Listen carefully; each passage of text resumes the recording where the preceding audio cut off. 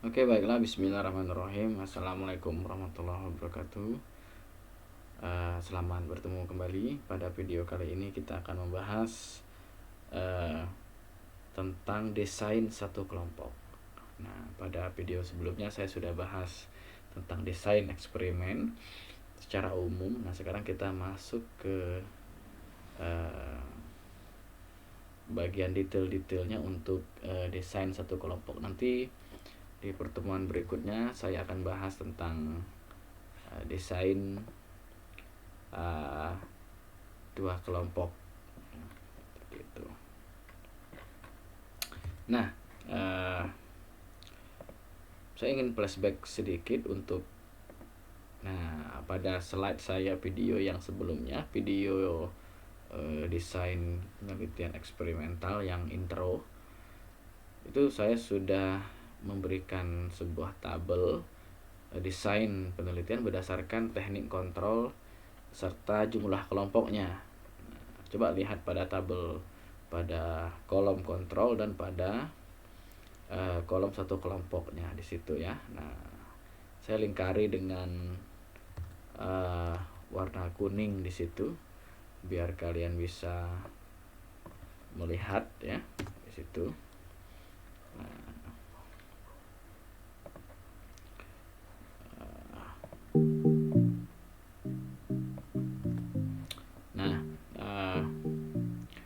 Pada bagian yang saya berikan tanda di situ kalian bisa melihat bahwa untuk teknik kontrol tertentu itu konstansi yang hanya bisa dilakukan di satu kelompok, itu pun jenis yang pretest posttest one group design ya.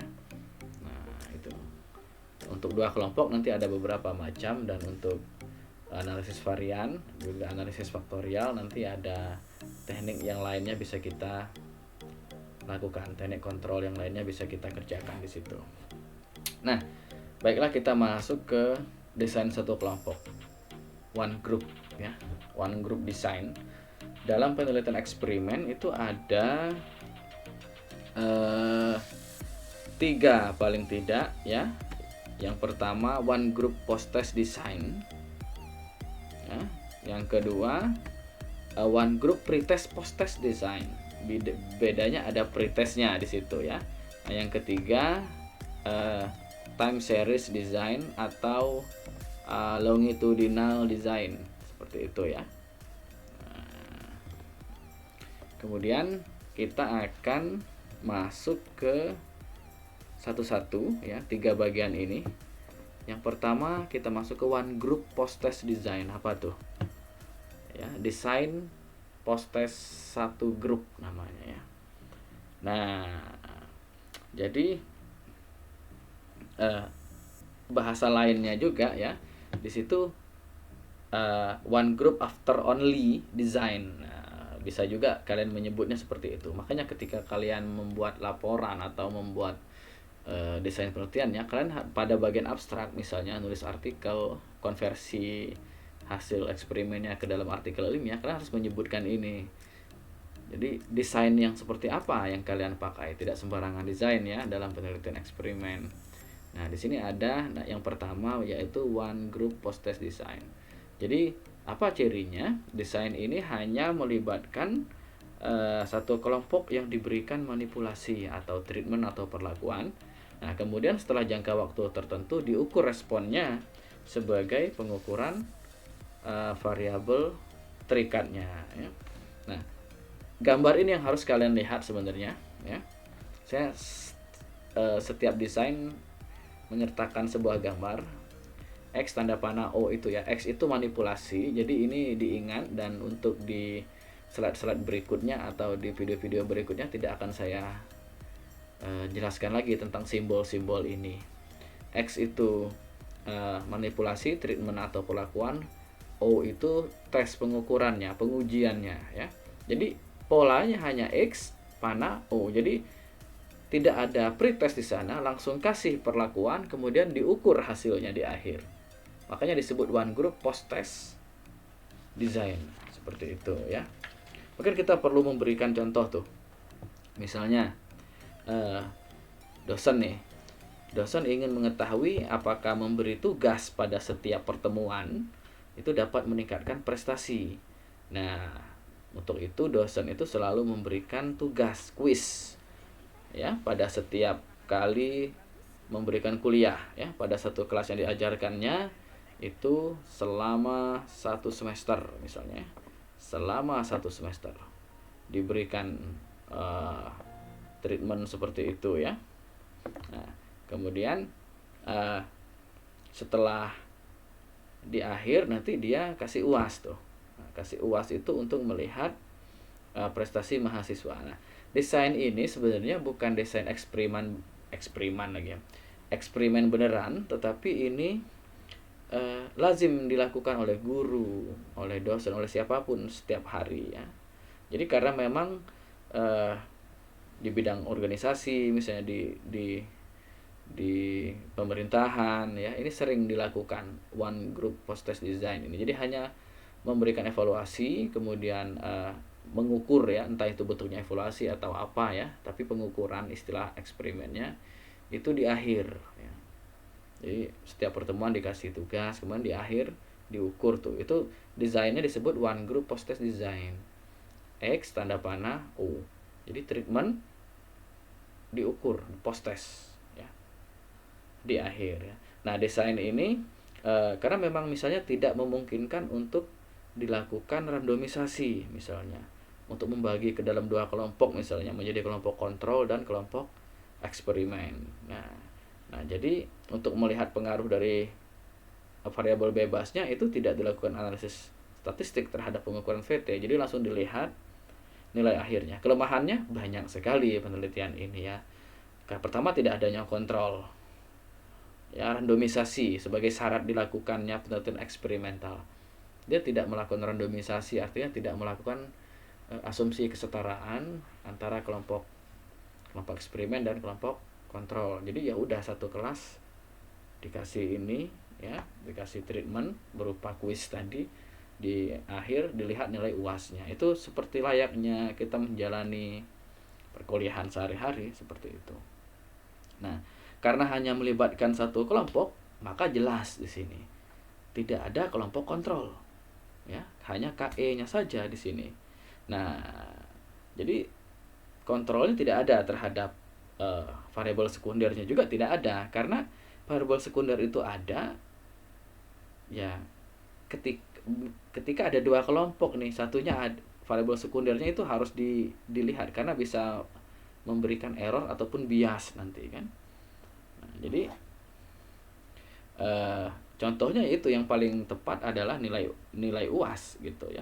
Jadi misal hasilnya nilai UAS mahasiswa cukup bagus tuh, itu tidak bisa secara langsung disimpulkan bahwa ini disebabkan oleh pemberian kuis tadi. Bisa jadi karena memang mahasiswa pada kelas tersebut dia punya motivasi yang tinggi, punya minat yang tinggi, frekuensi belajarnya juga tinggi, ada faktor kecerdasannya di situ juga, seperti itu kan. Jadi sehingga sebenarnya mau diberi tugas apa tidak, kadang-kadang tidak bisa dilihat semata-mata hanya karena pemberian kuis itu. Bisa jadi ada faktor lain yang memang itu tidak terdeteksi dan tidak diperhitungkan dalam desain ini ya. Ya, jadi jelas sekali tidak ada kontrol terhadap proaktif historinya, sejarah proaktifnya. Karakteristik subjeknya tidak ada ya, individual differences-nya tidak diperhitungkan di sini ya. Ini memang penelitian jenis desain eksperimen yang paling purba mungkin menurut saya ya. Yang paling awal dilakukan itu seperti ini ya. Kayak kita kuliah gitu ya. Nah, saya tidak menganjurkan yang itu ya, yang one group post-test design untuk ditugas nanti. Saya tidak menganjurkan mengambil ini ya, karena ini terlalu sederhana dan tidak ada kontrol. Tidak ada kontrol ya. Sehingga tidak cukup syarat sebagai penelitian eksperimental sebenarnya, walaupun dia punya perlakuan yang seperti penelitian eksperimen ya. Kemudian yang kedua adalah one group pretest post-test design. Nah, ini lebih ini ya. Ini kayak before after design itu loh. Ya. Kalau sebelum pakai sampo gini, kalau sudah pakai sampo gini ya. Jadi ada dua pengukuran nanti. Coba kita lihat gambarnya. Tuh ya. Ada O1, kemudian treatment, O1, panah X, kemudian panah lagi O2. Jadi di awal sebelum dikasih treatment itu diukur dulu. Kemudian di tengah-tengah dikasih treatment, kemudian di akhir itu diukur lagi. Nah, ini yang paling lazim dan paling banyak jenis eksperimen yang dilakukan ya. Coba kalian cari di Google Scholar ya. Walaupun topiknya bermacam-macam, tapi desainnya seperti ini yang paling banyak. Nah, kalian mesti bereksplorasi dan mencoba desain-desain yang lainnya nanti ya. Yang lebih inovatif dan memang sesuai dengan tujuan eksperimen kalian. Kalau ini kan ya hanya bedanya di awal dikasih dikasih pretest gitu. Contohnya sama nih, misalnya kayak kasus yang di one group post test design tadi ya, di jenis yang pertama, misalnya dosen tuh ingin membuktikan kembali bagaimana pengaruh pemberian kuis setiap kali pertemuan kepada mahasiswa itu. Jadi pada saat pertama kuliah, dosen itu memberikan ujian ya, ujian jadi sejenis pretest gitu. Ini kayak training, pelatihan. Itu biasanya banyak menggunakan desain ini. Sebelum ngikut training dikasih pretest tuh, diklat apalah istilahnya ya, workshop ya. Ini banyak menggunakan yang jenis-jenis ini gitu ya. Jadi yang dibandingkannya itu pengukuran awal dan pengukuran akhir, O1 dan O2-nya ya, setelah treatmentnya itu. Itu yang perbedaan antara hasil O1 dan O2, pengukuran pertama dan pengukuran keduanya itu yang dilihat. Ada nggak perbedaannya ya. Jadi perbedaan skor pretest dan skor post-testnya yang dilihat ya. Ketika dia lebih tinggi, maka post-testnya lebih tinggi, maka dapat disimpulkan bahwa penelitian pemberian kuis itu dianggap signifikan ya, dianggap punya pengaruh yang signifikan, seperti itu ya.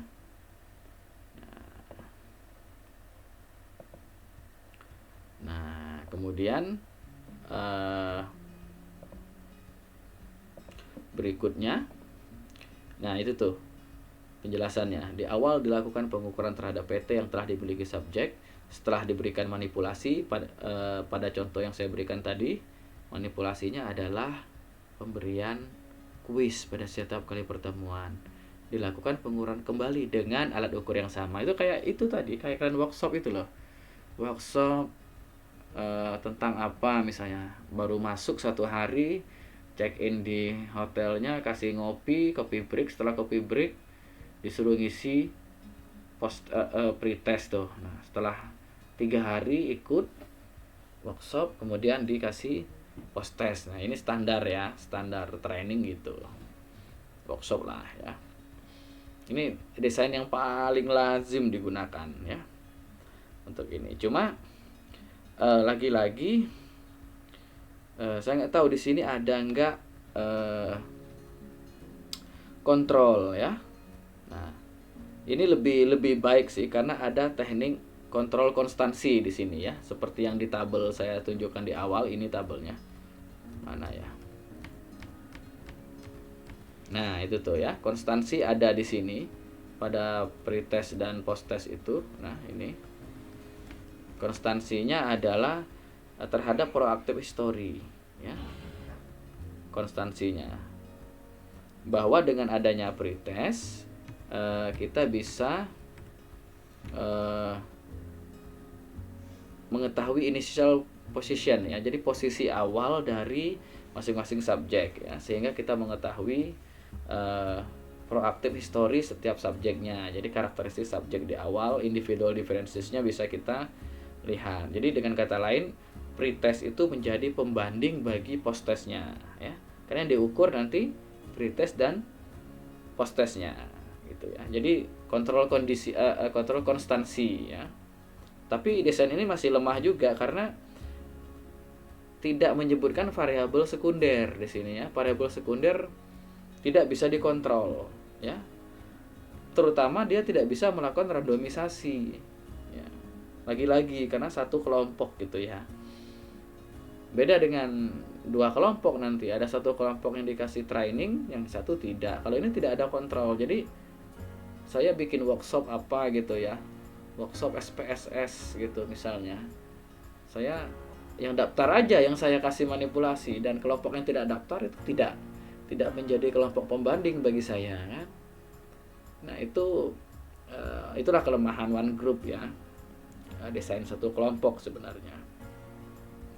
Nah randomisasi tidak bisa dilakukan dong, karena kita tidak bisa memilih subjek gitu. Kita tidak bisa memilih pendaftar tuh, apalagi workshop kan siapa yang bayar, siapa yang ikut kan. Jadi bukan benar-benar untuk keperluan eksperimen, tapi untuk keperluan workshopnya itu kan, laku nggak workshopnya misalnya gitu kan. Jadi siapa yang bayar, siapa yang ikut. Jadi bisa jadi heterogen benar tuh kelompoknya itu ya. Kita tidak bisa melakukan randomisasi gitu, kecuali kita bikin syarat tuh. Misalnya yang masuk kelas ini adalah misalnya yang begini ya, misalnya gitu.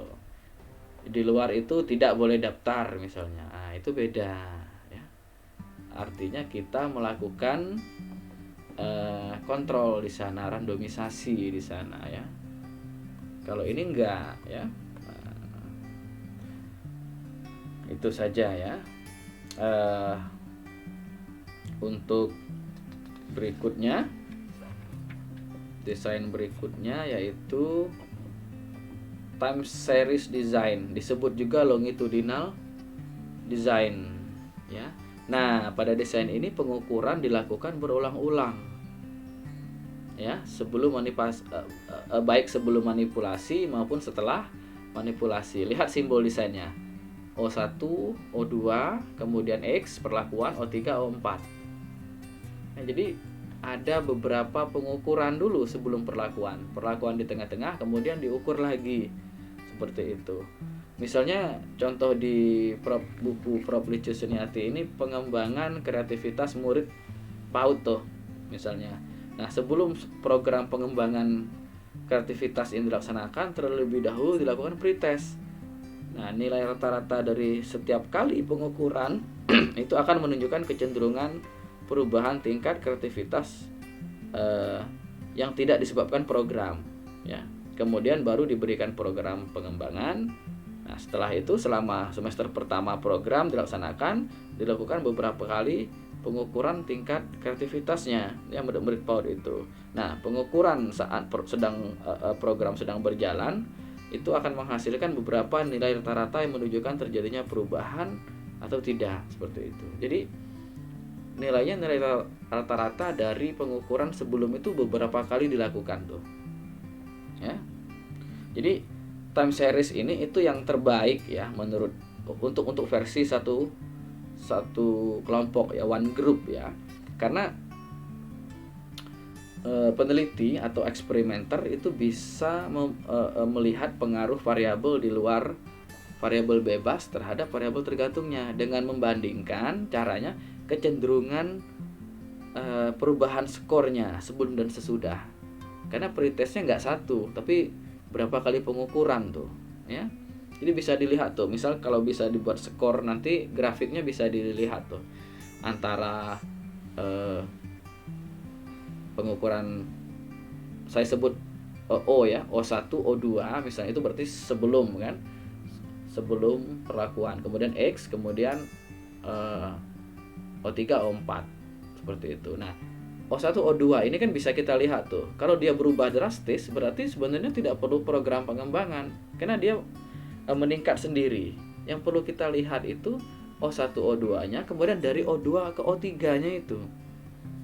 Jika dia kecenderungannya nanti akan melebihi daripada pengukuran O1 ke O2, maka jelas ada perubahan. Jadi bisa juga pakai grafik ya, melihatnya bisa juga pakai grafik. Nah bila dibandingkan dengan dua sebelumnya, ini yang saya sebut tadi terbaik. Karena pengukuran yang berulang sebelum dan sesudah itu ada beberapa kali itu berarti kita sudah melakukan konstansi terhadap proactive history ya. Jadi kita bisa melihat initial positionnya, posisi awalnya, misalnya kecerdasannya ya, atau memang kreativitasnya.